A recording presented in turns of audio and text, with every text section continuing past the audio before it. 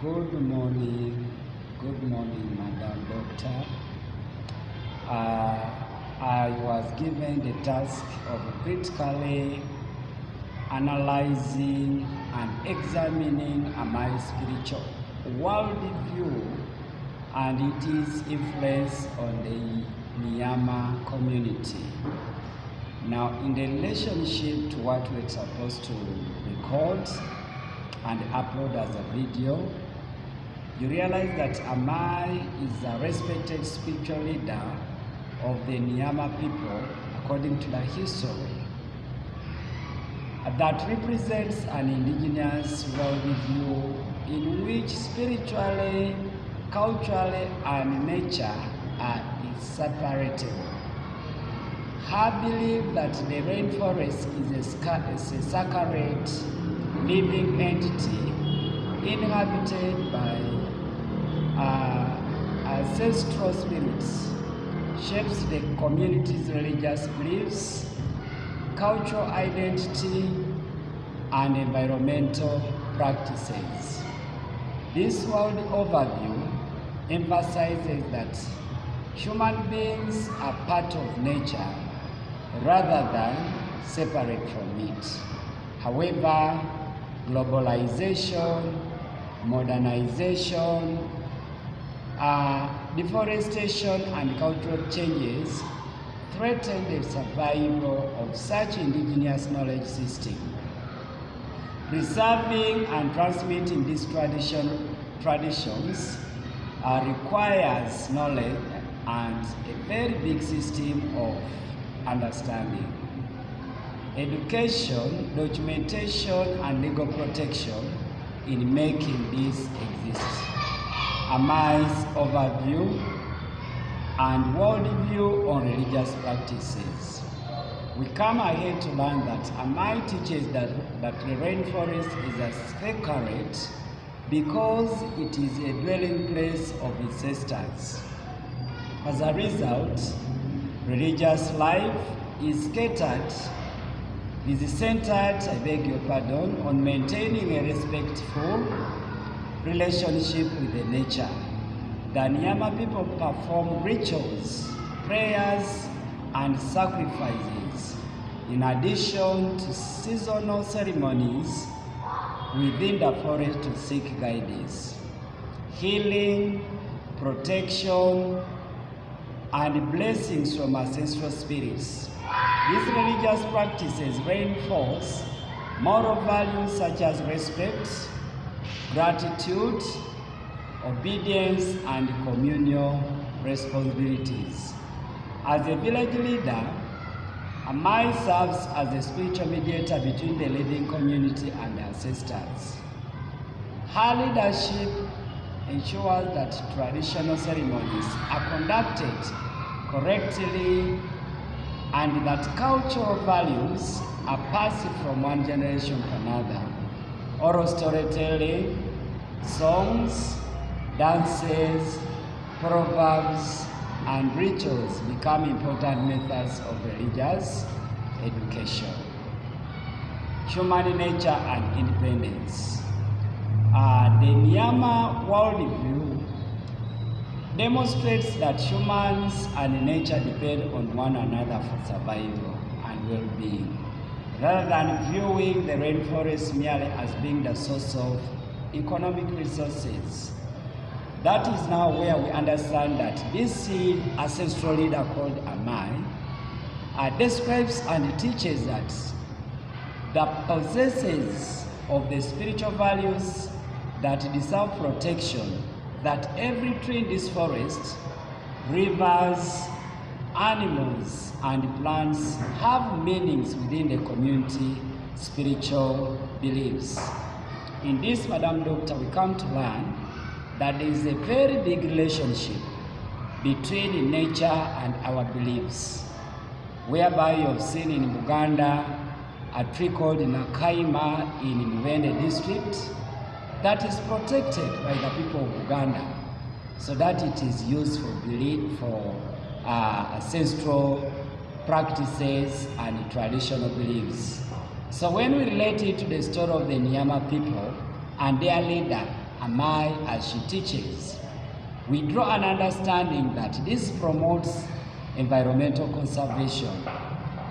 The community avoids unnecessary destruction of these forests, protects the sacred sites, practices sustainable harvesting of natural resources, and observes traditional rules that prevent overexploitation of resources in that forest. In this way, spirituality becomes an effective environmental management system that preserves biodiversity while strengthening cultural identity. We also moved ahead and evaluated the critical evaluation.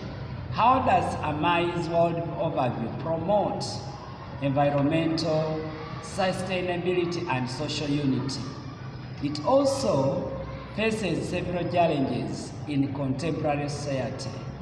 Modern education system always prioritize scientific knowledge while neglecting the indigenous beliefs. Traditional ceremonies, climate change, and commercial exploitation of forests threaten the sacred landscapes. While globalization introduces new religions, lifestyles that may weaken the traditional practices.